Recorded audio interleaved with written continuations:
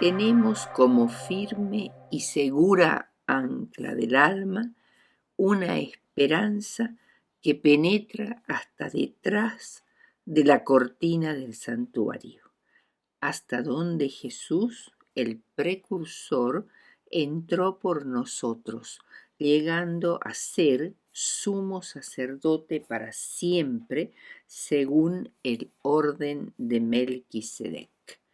Hebreos 6, 19 y 20. La lección de esta semana continúa la de la semana anterior, la número 6, que comprendía los capítulos 5 y 7 de Hebreos. Pero ya en la última parte del capítulo 5 se advierte una nota sombría, ya que Pablo reprende al menos a una parte de su audiencia por no progresar en su experiencia espiritual. Pablo deseaba y tenía la intención de avanzar en su sermón hacia un conocimiento teológico más profundo, pero había dos factores que dificultaban alcanzar ese propósito. Primero, el tema era difícil de explicar y extenso, referido al sacerdocio de Cristo en su comparación con el sacerdocio levítico y con el sacerdocio de Melquisedec. Y segundo, que los creyentes eran tardos para oír, es decir, lentos, perezosos, no prestaban atención o se distraían fácilmente. Otro factor a considerar es que no eran conversos nuevos, sino que, debiendo ser ya maestros, habían quedado estancados en los rudimentos de la fe. El primer punto que vamos a considerar después de esta introducción es los rudimentos de la fe.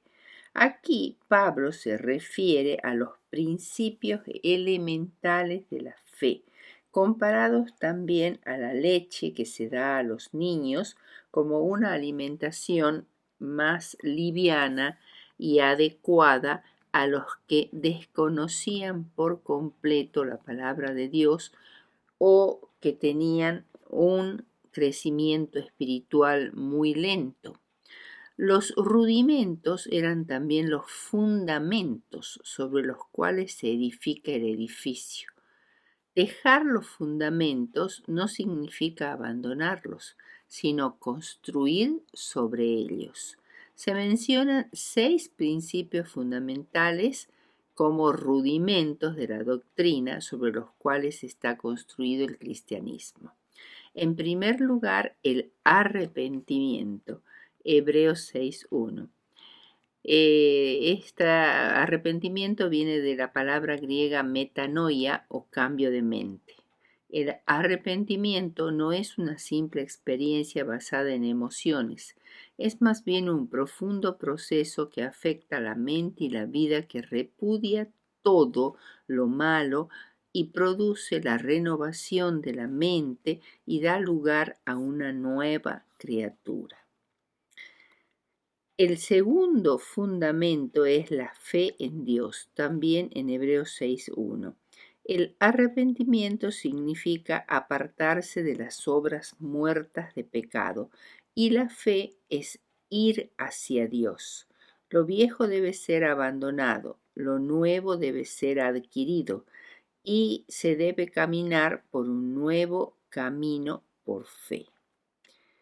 El tercer fundamento de la fe es el bautismo o bautismos, como dice en plural Hebreos 6.2. Como está en plural, es posible que se refiera al bautismo con agua y al bautismo del Espíritu Santo. Juan ciertamente bautizó con agua, mas vosotros seréis bautizados con el Espíritu Santo dentro de no muchos días. Hechos 1.5. El número 4 es la imposición de manos. Hebreos 6.2. Significaba en los tiempos del Antiguo Testamento la transferencia de una bendición o de un cargo. En el Nuevo Testamento significaba básicamente lo mismo y era especialmente significativa la imposición de las manos de los apóstoles después del bautismo o la ordenación de ancianos o diáconos o evangelistas.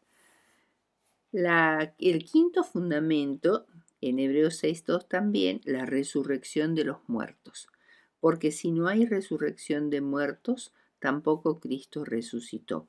Y si Cristo no resucitó, vana es entonces nuestra predicación, vana es también vuestra fe. Primera de Corintios 15, 13 y 14. Cualquier tentativa de predicar el Evangelio sin tener en cuenta la doctrina de la resurrección es vana, vacía, carente de verdad, y Jesús y los apóstoles serían entonces solo impostores. Y finalmente, el sexto fundamento es Hebreos 6.2, el juicio eterno. Es otra doctrina que ocupa un lugar prominente tanto en el Antiguo como en el Nuevo Testamento. Bien, el segundo punto es ir más allá de los rudimentos. Dejar atrás estos rudimentos, así como un niño deja el abecedario para ocuparse de su primer libro de lectura, pero la realidad es que nunca se abandona el alfabeto, siempre se usan sus 28 letras.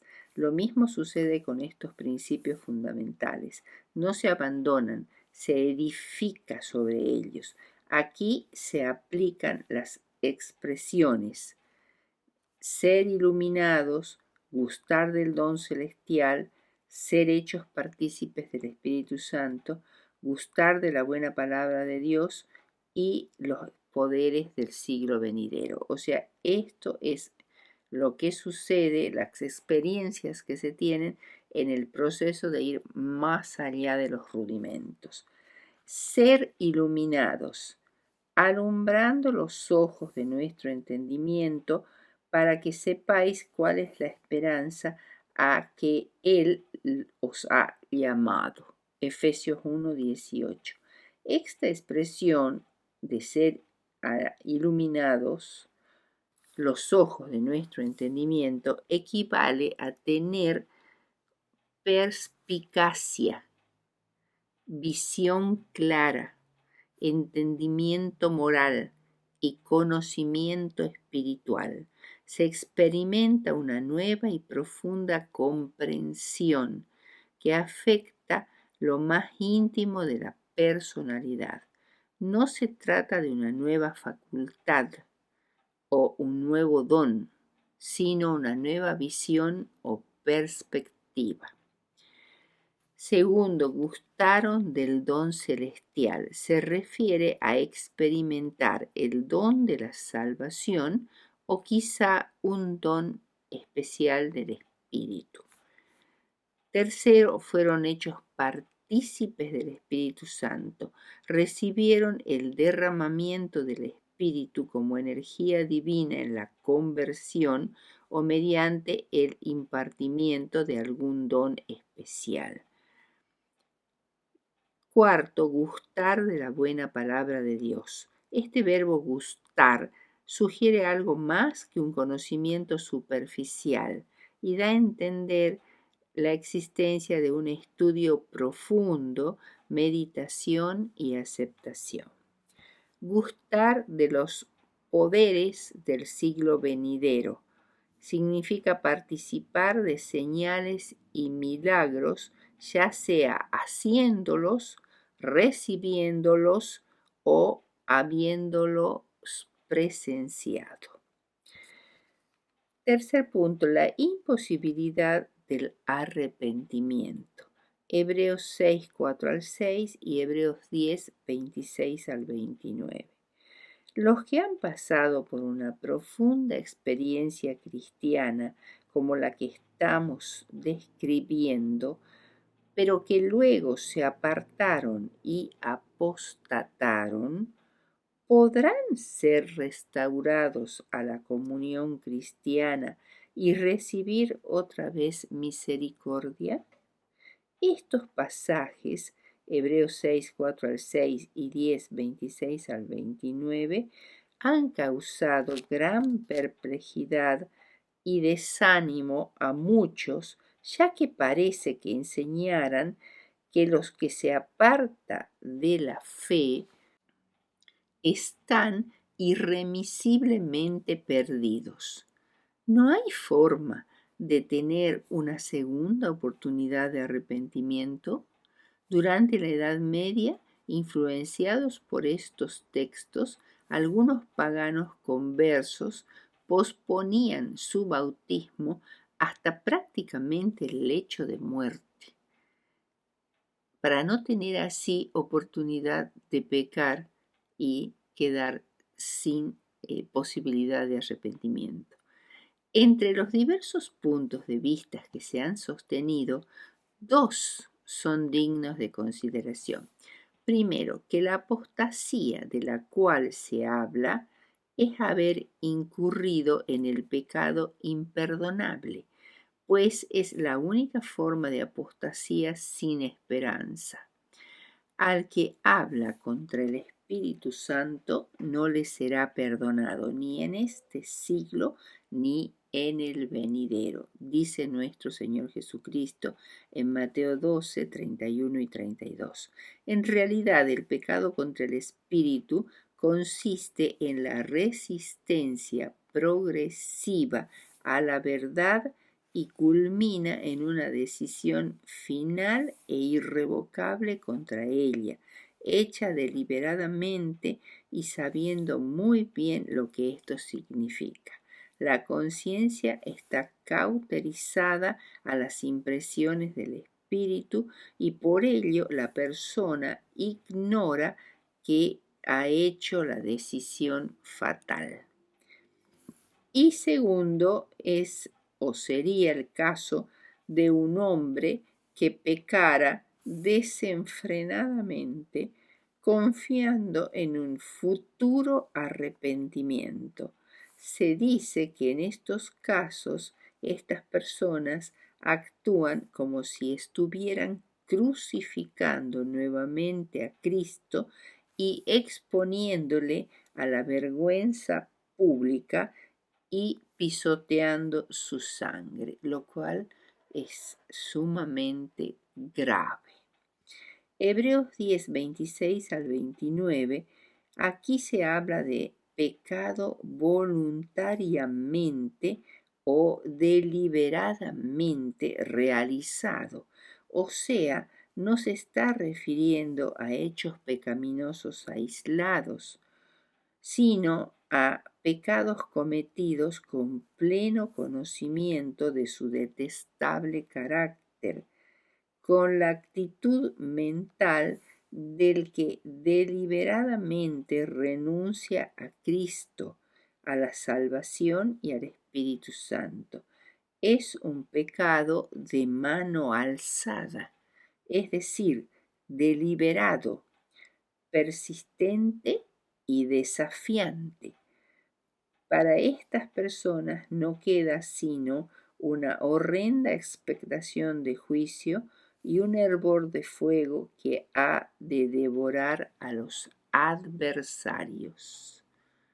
Sin embargo, el apóstol Pablo, a continuación de estas palabras de reprensión, dice que él espera y sabe que habrá cosas mejores para los que están escuchando o leyendo la carta a los hebreos, en Hebreos 6:9. Después de estas palabras de advertencia y admonición, Pablo ahora nos consuela. Estoy persuadido que a ustedes les esperan cosas mejores. Esta audiencia es como la buena tierra que recibe la lluvia y produce una cosecha fructífera. Tienen un historial de servicio cristiano de amor, pero deben prestar atención a su condición de niños espirituales cuando ya debieran ser adultos.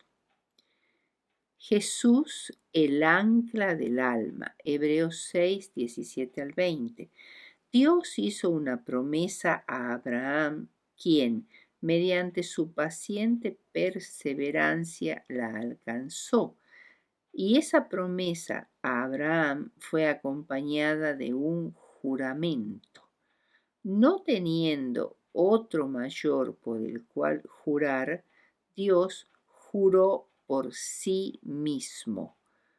No era necesario tal juramento, porque su palabra vale tanto como un juramento. No solo fue hecho este juramento a Abraham y a sus descendientes de sangre, sino a todos los herederos espirituales. Dios les promete la salvación interponiendo juramento, dándonos así un fortísimo consuelo. La esperanza de la salvación se ha puesto delante de todos, y todos pueden aferrarse a ella, como el fugitivo que, creyéndose en peligro, huía hacia el tabernáculo como lugar de refugio. Esta esperanza de ser salvos por medio de Jesús es como un ancla que sostiene a un barco en la tormenta y le impide que se estrelle contra las rocas. Esta ancla penetra más allá del velo que separa el lugar santo del lugar santísimo en el santuario celestial. Es lo que divide lo visible de lo invisible, lo terrenal de lo celestial. También se nos dice que Jesús ha penetrado tras del velo como precursor. Es el que va delante de nosotros como sumo sacerdote para siempre según el orden de Melquisedec.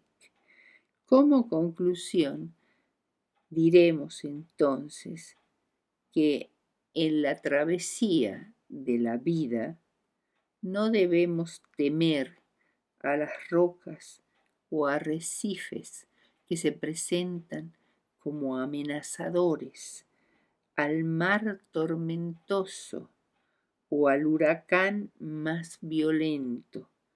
Estamos anclados por la esperanza al lugar más escondido y más seguro del mundo, que es el santuario celestial.